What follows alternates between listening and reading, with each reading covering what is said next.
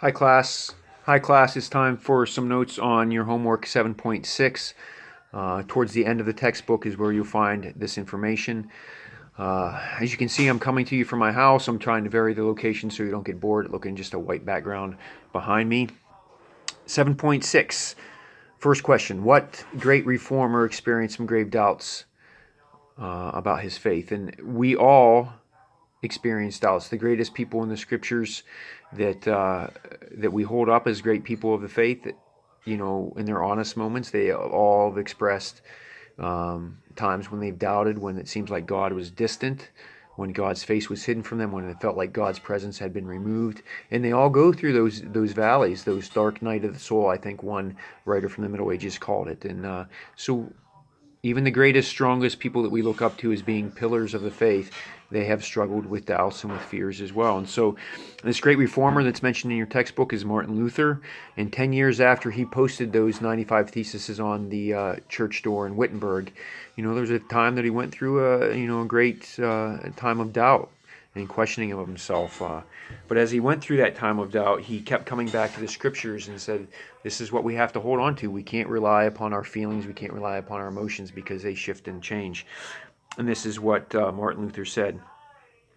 All this is written for our comfort, that we should see how deeply God hides his face, and how we must not go by our feeling, but only by his word.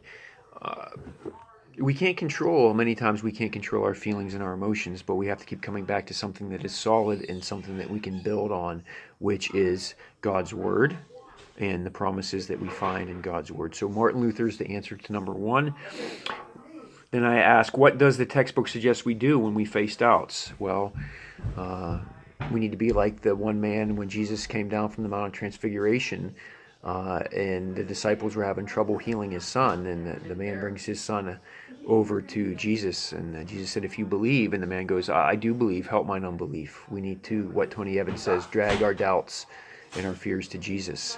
That's one of the things that we can do. And then from our textbook, we don't have to hide our doubts. That's one. Share them with someone you trust, like a pastor, a teacher, or a mentor. Uh, Develop a relationship with somebody who's stronger in their faith, and they can certainly help be a mentor, help for you when you have those doubts. And then be plugged into a church.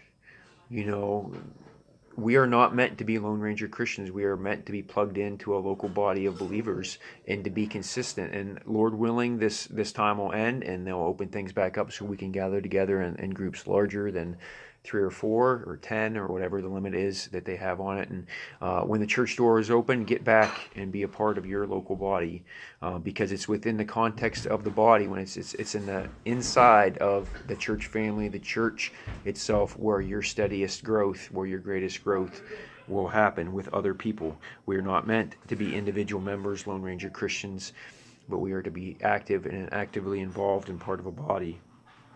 If you think about the scriptures, Paul's writing his letters, and the letters were written to churches. Corinthians, the churches in Galatia, Philippians, Ephesians, all of those were addressed not to individuals, but all of those were addressed to groups of people, of local Christians gathered together into the body.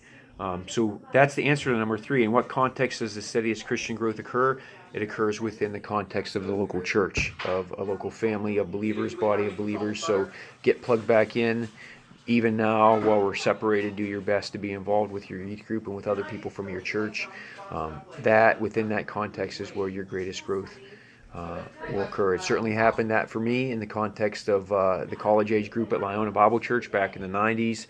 It happened when I was a member, college student at Edgewood Baptist Church, a little Southern Baptist church outside of Beaver Falls, when I was a student at Geneva College. And in the Czech churches that we served at, it was those relationships that I had. And even since being back here in the States, it's been in the context of being in community and being in relationship with other Christians. So, I'm going to be preparing a study guide and then a take-home test for you on Unit 7. Once we get done with Unit 7, then we'll move on into Unit 8. And this last 9 weeks, our assignments are going to be a bit different since we're going to be even more focused on online schooling. So I'll detail those in another video. So be blessed, and I'm praying for you all, and I miss you.